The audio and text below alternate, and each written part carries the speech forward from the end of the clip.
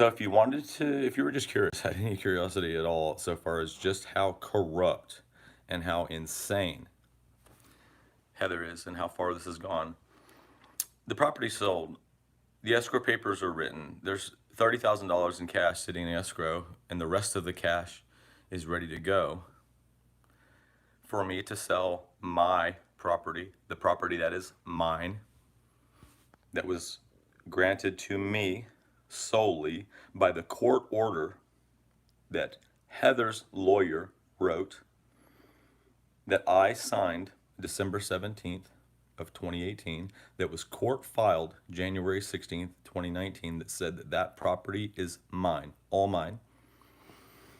Heather has intentionally hamstrung me by refusing to sign a quitclaim deed. Her name is still on the property.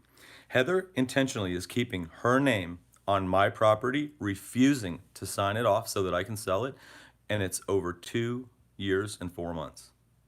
I have all of the paperwork sitting in escrow to overpay her by $5,000, and she's refusing to sign.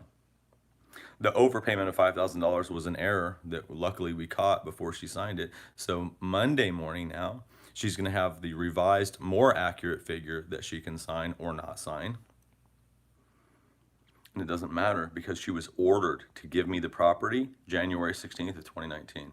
And 2.5 years later, she is still refusing to sign off on the paper, even if she is overpaid by $5,000. Oh, you know what she wants? She wants me to pay the over $3,000 judgment against her by Capital One for the whatever it is credit account that she defaulted on, another account, the dozens and dozens, probably up to 100, I bet more. I bet you she's got over 100 defaulted, charged off credit accounts, because I know for a fact she's never paid a single one. Every single credit account that she has ever opened, actually, every single contract or agreement that she has ever made with anyone ever, she defaulted on and reneged on. Everyone. Marriages, child custody agreements, an agreement to not cohabitate with someone as husband and wife when you're not married. She wrote that into the divorce decree. You know that? She wrote into the divorce decree that it would be illegal for us to cohabitate, and then she immediately had her boyfriend move in, cohabitating. She cohabitated for 1.5 years against the court order that she had written.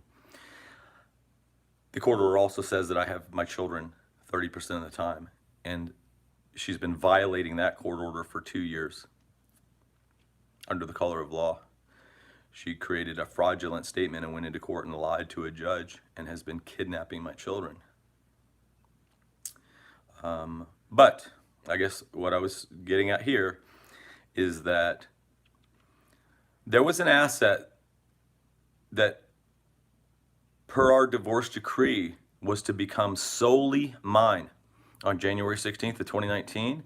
And the entire point of that was that that asset was to be used for me to move on with my life, to be able to prosper and earn a living and to support my children. She has intentionally prevented that from happening so that she could sue me for not paying the child support, while she is preventing me from being able to liquidate this asset so that I can be productive. She's refusing to let me see my children because I'm not paying her the child support, because I can't. And she's trying to have me thrown in jail for not paying child support, even though she's in contempt of court on 3 separate accounts. So this is, I'm glad it went down this way, to be perfectly honest with you, because it's a smoking gun now. Look at this. It's a smoking gun. Like, I've got $30,000 sitting in escrow waiting to overpay her by $5,000 for what I owe her, and she's refusing to sign because she just doesn't want me to sell it. Basically what it boils down to is she doesn't want me to have any money. I have to be broke. I have to be flat broke, because then I can't pay child support, and then she can justify kidnapping my kids. Only she figured out that you can't take someone's kids away for not paying child support, so she made up some bullshit and said that I was dangerous. So now she's lying to the court. For 2 years she's been doing this. I haven't seen my kids in 2 years because she is lying to the court and telling them that I'm dangerous. while hamstringing me, preventing me from paying child support, preventing me from seeing my children, preventing me from selling my place. Oh, she wants me to pay her Capital One defaulted credit account and overpay her by $5,000 in child support and pay all the child support that the court has on record for all the shit that she's been hiding from them. And oh, this is the other thing too. She wants me to pay her a year in advance. She wants me to overpay her by $5,000 for the $5,000 that she's been hiding, the tax return and the stimulus check that she got last year in my name and hid. It's not, how stupid are you, dude? You know that's all documentable, right? You know that I have the documents that says the IRS sent your tax return and your stimulus right into Heather's bank account. That's just recorded. That's stupid. You know that's stupid, right? I have the records.